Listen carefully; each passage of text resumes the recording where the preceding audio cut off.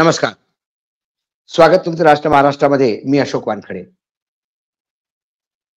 आज पुन्हा 49 खासदारांना राज्यसभा आणि लोकसभेमधून बाहेर काढलं. आता एकूण जे काढलेले खासदार आहेत त्यांचा आकडा 145 झालेला आहे.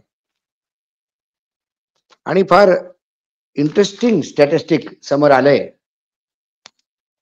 लोकसभेत एकूण 206 खासदार असे आहेत जे सत्ता पक्षासोबत नाहीत, विरोधी पक्षाचे आहेत.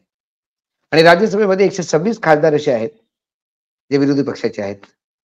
एकूण 332 खासदार राज्यसभा लोकसभा हे विरोधी पक्षाचे आहेत, म्हणजे जे बीजेपी सोबत नाही आहेत. यामधले लोकसभेचे 52 खासदार जे BRS, YSR, BJD, BSP या पार्ट्यांचे आहेत, ते इथे नाही तर तिथे नाहीत. आणि राज्यसभेमध्ये असे 26 खासदार आहेत याच BRS, YSR, BJD आणि BSPचे, जे दोन्ही इंडिया किंवा इंडियाकडे नाही. त्यामुळे त्यांना जर बाहेर काढलं तर 254 खासदार असे आहेत जे भाजपच्या विरोधात आहेत. आणि त्या 254 पैकी 141 खासदार निष्कासित आहेत.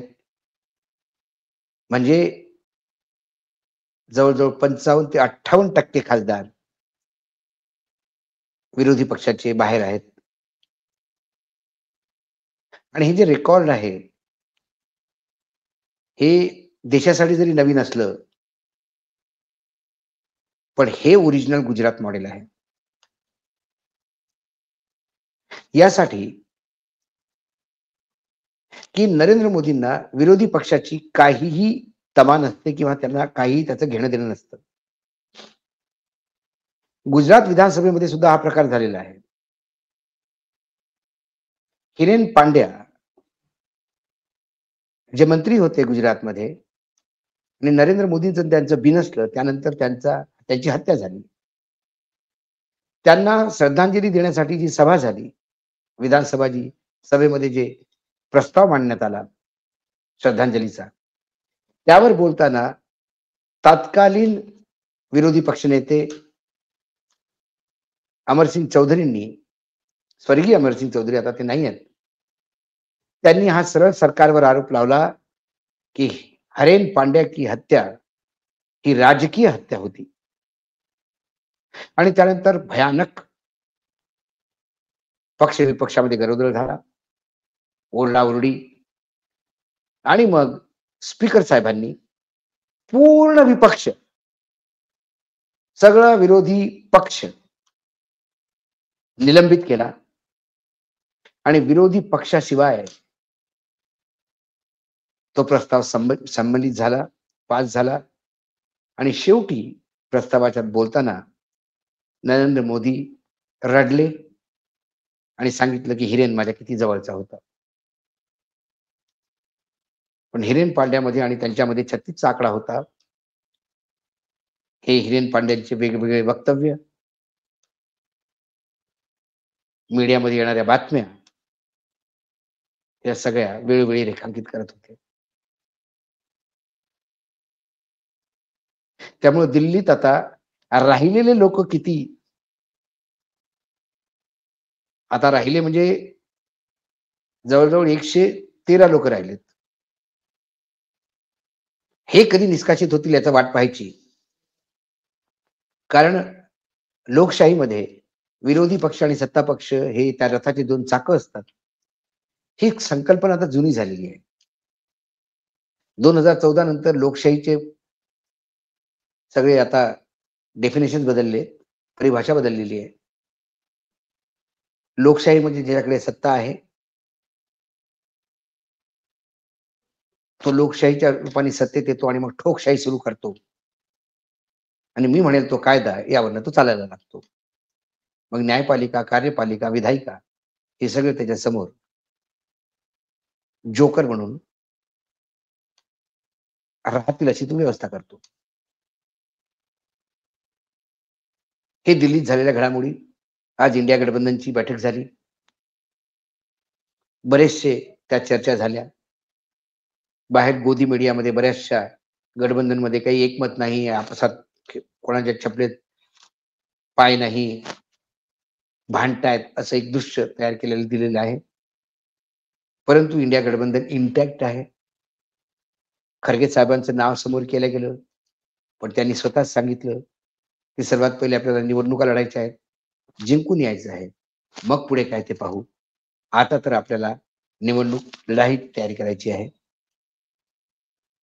आणि मग त्यांनी रूपरेखा तयार केली आणि इंडिया गठबंधनमध्ये एका किती आहे हे दाखवण्यासाठी सर्वसंमतीने यावेळेला प्रेस कॉन्फरन्समध्ये पूर्ण इंडिया गठबंधनतर्फे खरगेंना प्रेस कॉन्फरन्स घ्यायचा अधिकार दिला आणि मग ती त्यांनी घेतली. महाराष्ट्रापुरतं बोलायचं झालं, कारण हा जनरली आपला कार्यक्रम महाराष्ट्राबद्दल असतो. काही काही मोठ्या घडामोडी झाल्या दिल्लीत, तर बोलणं फार अनिवार्य आहे. म्हणून ह्या घटना तुमच्या समोर आणली. महाराष्ट्रासारखं जर बोलायचं झालं तर महाराष्ट्रामध्ये आज विधानसभेमध्ये मराठा समाजाला टिकणारं आणि कायद्याच्या चौकटीत बसणारं आरक्षण देण्याचा आमचा प्रयत्न आहे. मी अंडरलाईन करतो, प्रयत्न आहे, असं माननीय मुख्यमंत्री एकनाथजी शिंदे यांनी आवर्जून सांगितलं. पुढे पुन्हा ते म्हणाले की फेब्रुवारी महिन्यात 2024 मध्ये, म्हणजे जानेवारी आणि आता 15 दिवस झालेले आहेत, म्हणजे दीड महिन्यानंतर आम्ही फेब्रुवारीला खास एक अधिवेशन बोलू, स्पेशल अधिवेशन विधानसभेचं. त्यात राज्य मागासवर्गीय आयोगाचा अहवाल सादर होईल आणि त्या अहवालाच्या आकड्यानंतर आरक्षणाच्या बाबतीत ठरवू, असं ते म्हणाले. सध्या जे कुणबी सर्टिफिकेट दिलं जात आहे ते 2004च्या कायद्याप्रमाणेच कुणबी सर्टिफिकेट वाटल्या जात आहेत. त्यात काही नवीन कायदा या सरकारने केला नाही. दुर्भाग्य आहे की ही गोष्ट छगन भुजबळांना का कळत नाही हे कळत नाही मला. तेव्हा एकनाथ शिंदे छगन भुजबळांना का समजावून सांगू शकत नाहीत हे कळत नाही मला, की छगन भुजबळ ही एक स्ट्रॅटेजिकली खास युद्धाची आखणी याप्रमाणे एक चाल म्हणून सरकारने पुढे केलेला मोहरा तर नाही. कारण जर तुम्ही आपल्या मंत्र्यांना समजावून सांगितलं असेल आणि ते सारखं बंद करा कुणबी सर्टिफिकेट म्हणत असेल, तर मग सरकारने जनतेला सांगण्यापेक्षा, सदनाला सांगण्यापेक्षा भुजबळांना सांगायचं की बाबा ही 2014चा कायदा आहे, 2004चा कायदा आहे, त्या कायद्यानुसार हे काम होत आहे. पुढे ते म्हणाले की मी छत्रपती शिवाजी महाराजांची शपथ घेतलेली आहे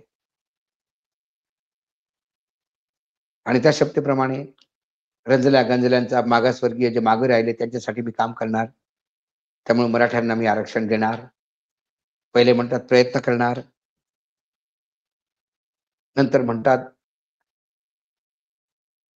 मागासवर्ग आयोगाचा अहवाल आल्यानंतर मग विचार करू, प्रयत्न करणार, विचार करू आणि मग शेवटी म्हणतात आम्ही शपथ घेतलेली आहे.